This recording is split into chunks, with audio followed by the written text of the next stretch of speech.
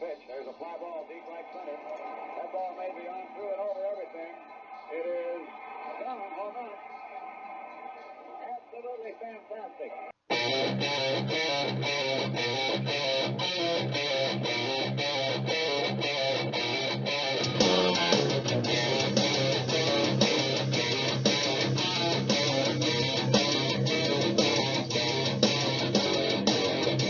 You're listening to DSL, the show, with your host, Lee Babin of the Hit Squad. And I'm Murray Johnson of the Hit Squad, too. And we're going to be talking about this weekend, more about the experience of it, a little bit about the games, and just what the significance of some of those games are.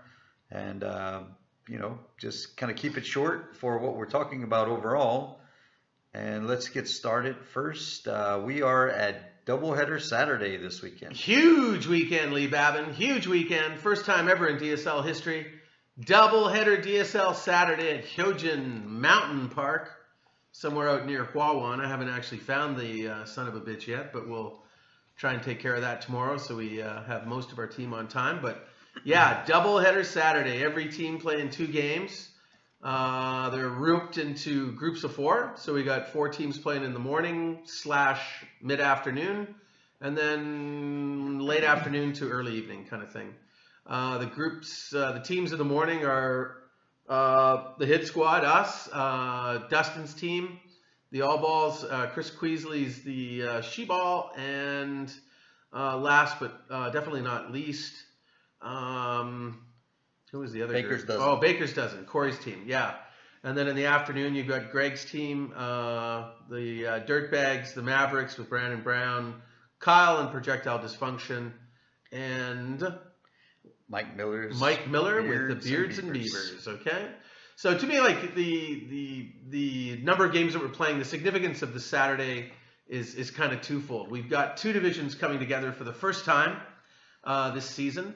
The divisions are stacked or ordered up in exactly the same formation. We've got 2 teams on top with 3-0 records. We've got another team 2-1, 2-1. We've got 1 team at 1-2, and we've got 2 bottom sellers at 0-3. So coming into this weekend, depending on how the matches play out, we may have a team that's 0-5. We may certainly have a team that is 1-4. There's a lot of different scenarios, so we're going to see potentially a fairly big swing one way or the other, either a positive or a negative experience, depending on how the weekend shapes out. I know that we are playing early in the day and obviously want to win both games. If we could somehow get to 4-1 or 5-0 to start the season, I couldn't be happier. But with a lot of teams, let's say Greg and Mike's team, who are now 0-3, going 0-2 would almost put a nail in the coffin for the team's playoff hopes. So it's really important that those guys get out of the gates and try to break the jinx on their backs. And also with Dustin's team and Corey Baker's team at 1-2, it's a huge swing. If they can win a couple of games, suddenly they're 3-2. But if they drop 2, man, they're 1-4 and could find themselves very well in the basement of the league. So, yeah, it's going to be exciting. It's going to be exciting. Yeah, and just like looking over the schedule a little bit, like talking about that stuff, the 2 0-3 teams meet each other. So Mike Miller's team and Greg DeViller's team, they both, at least one of them is going to come out of the weekend with at least 1 win. So no, and correct me if I'm wrong. I mean, that's game 8. That's the last game on the day. Greg DeViller's team playing Mike Miller's team. So yeah, and I think I drew the short straw. I'm umping that game, so I can imagine the inebriation level of the fans, the heckling, the side bets, the chunners, and the just general smack talking that'll be going on once the lights are on. With 2 teams coming together, potentially trying to stave off an 0-5 start to the season. So that could be one of the games of the day. Absolutely. all right, and you had mentioned something about the captain's thoughts about the divisions. Now that we are facing off against the other division, the Cast against the Height. How do you feel like You said you guys kind of thought that the cast might be a little bit better overall than the height division, might have a little bit of an imbalance. Yeah, well, I mean, do you still think that, or what? Yeah, well, I mean, and I'm sure the players in the league do the same thing. Like when you come on draft night and you see the names on a piece of paper, you go, oh my goodness, man, these teams. This team's going to be amazing. That team's going to be mediocre, and on and on and on. I don't know half the people on this team. Blah blah blah blah blah. And you make your assessments. So when we were there in the heat of the moment, when we sorted through the squads and then we threw them into the divisions, and it wasn't by choice. We had preset based on your drafting position. I believe it was 1, 3, 5, and 7. We're going to end up in one division, 2, 4, blah blah blah. And that's how we split it up. Then you randomly select where you draft, so you don't know. There's no preset order. But when we went through the teams, we sort of took a look and thought, okay, well, on paper, Brandon's got a pretty awesome team. Chris has got a pretty awesome team defensively. Dustin's got a great team on paper, and at least on paper, Greg's team looked pretty strong to start the season. It's not that the other division was considered to be significantly weaker, but we certainly thought when we threw those teams up that it was going to be a lot tougher, I think, in the cast division to secure one of those playoff positions. Because remember, guys, that the bottom team in each division is not going to qualify for the playoffs. And the general feeling was that in the height division, it would be easier for a top team to get that playoff position. And that we'd probably have one, if not certainly two teams maybe battling it out for the basement. And as we go into doubleheader weekend, Lee, I believe the divisions are formatted exactly the same, right? We got, as I said before earlier, one team on top, kind of a clear sweep of the division, and then you've got another team that's close on their heels, and then another team that is sort of nipping at their heels, and then we've got a couple of basement dwellers. So I think this weekend's also going to not only have swings in the division, it's going to maybe give us a bit of insight as to how well these divisions stack up with each other, which is a big part of the fun of going to the divisional ball. Well, and I think for all of the teams, it's very simple what they want for the weekend. They want to win their game, and they want the rest of their division to go over when it comes to the games. Yeah, well, when I'm and we're not going to get into it on our podcast, but when I was listening to all the other podcasts, whether it was Zach and Sarah who had John on this week, or the fast pitches with Jenna and Jenna, or Corey and Chris, they all do game selections. We're not going to do that, but when they got to the game selections, they were shameless homers. They weren't being analytical at all. In fact, Queasley had us going 0 for 2. So I mean, it's going to be fun. It's going to be exciting. It's going to be interesting. I think to Jenna's comment, Jenna Pereira was talking about maybe a little bit of the excitement kind of waned last weekend. I think it's hard to follow up a party with Keith Richards with a get-together with your neighbors in a backyard, which is kind of what week 2 felt like, the party with Keith Richards. The neighbor barbecue. We had a neighborly barbecue rally. We invited the neighbors over and had a great weekend in Haiyang. This weekend coming up, this doubleheader weekend, has got all of the hallmarks for Hurricane Katrina wrapped up in a bottle and shooting out in the middle of a Def Leppard / Guns N' Roses after show party. So I expect nothing but phenomenal baseball, great excitement, and lots of social and professional drama going on. So I think this is going to be the shit talk. Yeah, shit talk. It's going to be the rock star weekend of the season, I believe. All right. Well, since we're going to be out at the Hyojin Field, which is in Dalsungun, I think officially for the area, we had a tournament out there last fall, and I was one of the participants in the tournament. So maybe the field conditions, I don't know if the other guys on the other podcast talked about this or not. Sorry, I haven't had a chance to listen to you yet as of Thursday afternoon. But something about the field conditions, one thing that I remember for it, this is a real baseball field with artificial turf. One of the factors of the field was because we're playing with softball rules, so of course our baselines are much shorter. Our base path was kind of like right in the middle of the the field with the pitching mound in the middle of the field kind of thing, and all of our bases were on the turf itself. So one of the big things that I noticed for that was that there were a lot of slips of people rounding second, and especially second. I think that was the base that had the most problems. So definitely was a case of the turf being slippery and lots of falls. I don't recall like any particular injuries. I'm sure there were a lot of people who got banged up for it, but definitely remember a lot of people making a slip. Okay. So what kind of footwear do you think is best for this field, then, Lee?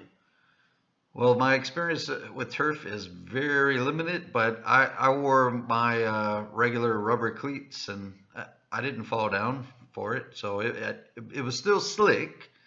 I don't recommend running shoes necessarily, even though they're better for preventing injuries on turf. They're definitely not going to help you keep your grip when you're running the bases. Okay. All right. Well, I might lash on my hockey skates. I could like carve it up a little bit in the infield, but definitely get the right footwear. I know the flat bottom court shoes, the tennis shoes, that kind of stuff. They'll probably be slippery as the bejesus out there. So if you've got a soft spike shoe, even the old soft spike golf shoes, put them on, bring them out. Bring out a few pairs, actually. That's what I'm telling my team. Bring out a couple of pairs of footwear, and bring out a long pant option, okay? Because one of the other things that if you haven't played on turf before, unlike the baseball diamond, when you wipe out and you get a nice big scar and you look like Woody, what happens when you play on the turf is you wipe out and you get a burn, which in my opinion is 10 times more aggravating and annoying than just getting a cut on your knee. So I'm telling everybody on my team to bring some long pants. If they want to play in sweats, blue jeans, couldn't care. As long as there's no overalls. I draw the line at overalls.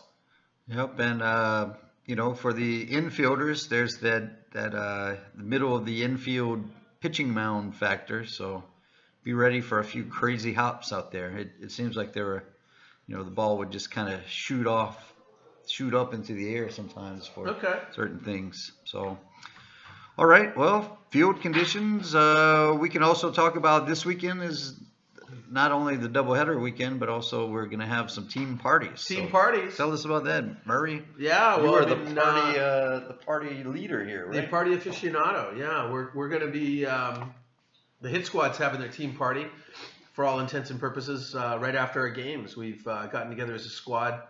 Everybody knows that the league's bringing out hot dogs and buns and barbecue facilities and briquettes and some forks and blah, blah, blah, blah, blah, all that kind of stuff to get your team party started. Each team captain has been told to make sure that there's a team cooler and that they should get their teams on doing side dishes and whatever the heck else you want. So our team, for example, is turning it into a huge barbecue feast, and we'll be gorging ourselves after the finish of our second game in the early afternoon with taking in the baseball. So yeah, the word is to take advantage of the day, take advantage of the facilities. We've got barbecue facilities will be set up over there. There's a clubhouse that people can go in and eat in. There's places to get out of the sun. So let's take advantage of all of it. We've got everybody together for the one doubleheader Saturday this season. Let's turn it into as big a party as we possibly can. All right. Well, it sounds good. For the one and only interview that I have this week, I got in touch with Kristina Price, a.k.a. Christina Crayfish, and we talked a little bit about softball and about her Uber desk business. Okay, well, the reason I'm calling you, there is a bit of a method to this madness. All right. First off, our teams are playing this coming weekend. They sure are. And I have no idea right now if we're the first game or the fourth game when we play. First game. Okay, so you play the 10 o'clock game. Yes. So I know on Saturday we play the All Balls and She-Ball. We play the two ball teams. A day full of balls. Yes, balls and balls and balls. So, what Murray and I talked about doing was to try to interview some people who we are playing or have played or whatever it might be for the weeks that we're doing. And what I was thinking is, if we're going to try to do interviews, let's try to get people who aren't always on the podcast. There are a few reasons why I wanted to call you and get you on the podcast. One, we're playing. And two, another reason was to talk a little bit about your side business too. So kind of make it a double feature there. So free advertising in a way too. Well, we appreciate that. All right. So let's first talk about the team, the All Balls. Mm-hmm. You guys got your first win last week. We did. It was very exciting. Tell me a little bit about that. Tell me about the game and some of the things that you feel like were highlights of the game, or things that you felt like some things that stood out for your team that made your team like suddenly feel optimistic about where you're going. I think the main thing in our game was kind of putting together the hitting and some fielding, obviously the basic part of the game. But, in the game before that, we had scored 21 runs, I think, and still managed to lose because the defense wasn't really there. So it was nice to see it all kind of come together this game. And of course, Edward Burdick having a fantastic game was very, very helpful for us. Okay, well, how did for the play out of the game? You guys played the Dirtbags, right? We did. It was the battle of the 0-2 teams. It was. It was very, very nerve-wracking. I was scared to lose that one. Yeah, I mean, how did it feel going into the game, and did you guys feel? If I remember, I actually watched a lot of that game, and I'm trying to remember exactly how the ebb and flow went. It seems like early in the game the Dirtbags had a kind of a big inning, but you guys kind of pulled away pretty early too. Is that right? Yeah, that's pretty much correct. And then we were fairly consistent. I found it was just every inning we just kept putting up a few and putting up a few and putting up a few, and the Dirtbags kind of slowed down a little bit later in the game. All right, and I one thing I always noticed about you when you're on the field, you're a very emotional player. Is that fair to say? Only with myself, but yes, I am. Like I did see one ball hit to you at first that you couldn't quite snag. You got a glove on it, and it kind of trickled off, and you were pretty upset at yourself at that point. Like, how do you feel? Like, if your successes or failures, is it something that affects you for the rest of the game, or what? I try not to let it affect me for the rest of the game. I try to just shake it off in the moment, but I don't always have that ability. For me, I find usually one half of my game is kind of there. I'm either hitting really well or I'm playing really well in the field. And actually at that last game, I felt like I had neither end really working. And so it was getting to me more than usual. It was even on one ball that I actually caught. I was really excited about it. And I don't remember what I said. I think I swore in some way because I was excited, and someone came up to me afterwards and was like, "Why are you swearing when you catch the ball? I don't understand." And it was, that's kind of, I get pretty upset with myself in the moment, but I try my best to shake it off and not let it ruin the rest of the game. I'll confess, every ball that's hit my way, I start to swear before it's even at me. Whether I make the play or not, I'm swearing just because it's at me. I'm like, oh my God, it's a anxiety thing, I guess, is my reaction. Do you feel the same way at all? When it's hit at me, for sure. Yeah. Like when I'm over at first base and De Villers gets up and just like crushes it towards my head. Yes, often my response is, "Oh, fuck," and just try to jump out of the way. Yeah. Well, my kids are currently in ear range for me, so I'm not going to repeat what I usually say. But yes, every ball hit my direction. That's what the first thing that comes out of my mouth is. It doesn't matter. It doesn't matter if it's right at me or what. I've still got to say it. It's a way of getting out the anxiety. A coping mechanism. I like that. Yeah. It definitely is a coping mechanism there. Okay, well, another thing I want to talk to you about is about Uber Dust. Uh-huh.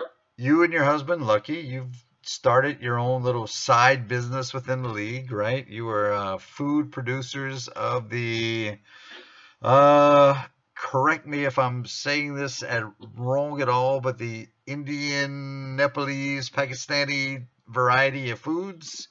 Yeah, I would say, all of our curries are based on Pakistani recipes that we learned from Lucky's family. And then we also throw in some hummus and yogurt because those were just things that we found we could make and we liked making that weren't so easily accessible here. Okay, well, I'm definitely a big fan. So, what inspired you at first to jump into the side business of food production? Was it the money? I started out, I think the first thing that we made and sold was hummus and yogurt. And it might have been Lindsay Middleton, I think, who kind of, like, I had offered to bring her some. Sorry, I just got home and Lucky's just asking who I'm on the phone with. So I think Lindsay had, like, asked about it or talked to her about it, and she said, I'm willing to pay for that. And so we started making yogurt and selling it, and then it slowly expanded as we started developing new things that we like to cook that it seemed like people might want to eat. All right. Well, we talked a little bit about them last week. What about this week? Like, we're meeting up. How do you guys feel now that you're going to be doing the cross-divisional games? Do you feel like this is a time where All Balls is going to start to make its move against the division? Or is it... I kind of think, I think that we're going to, hopefully, I guess maybe I'm just being wishful thinking here, but I think we're going to have a little bit of momentum moving into this, but we're coming up against some pretty good teams, so that's a bit nerve-wracking, but I hope that our momentum from the last game is going to keep going and we can keep the bats alive and hopefully, give you guys a run for your money. And I'm looking at the schedule right now that, yep, you're right. We're playing at 10 o'clock. Our two teams are going to play, and then you're going to play again at 1 o'clock against Baker's Dozen, the team that we just played last week. We beat them 16-8. So what are your feelings about facing off on Corey Baker's team there? I think we've got a pretty good chance against them. I think it's their first game as well, right? I think that's their first game and our second game. I think one thing that our team has going for us... It's going to be their second game, too. That's going to be their second game. Well, yeah, they played the game before. Our team is fairly positive and not a team that really gets down on each other or really even on themselves, with the exception of me. And so I think that, I think we're going to win the first game, but I think that if we do lose, we would still be a team that would, keep our stuff together and be a good competition in the second game. Okay, well, thank you so much, Kristina. I think that's all I need from you. So all right. We'll call it quits here, and I'll see you at 10 o'clock, well, or a little bit before that on Saturday. All right, sounds good, Lee. I'll see you then. All right, thanks for talking. Thank you. Good luck in your doubleheader. Okay, bye. Bye. All right, anything else, Lee? I don't have anything else to add right now. All right, well then we'll be back with a series of interviews with some dynamic and interesting personalities of the DSL at some point in time. Let's close her out. Okay, well, you've been listening to DSL The Show with Lee Babin. And Murray Johnson. Thank you for listening, and see you on Saturday. See you later, guys. Bye-bye.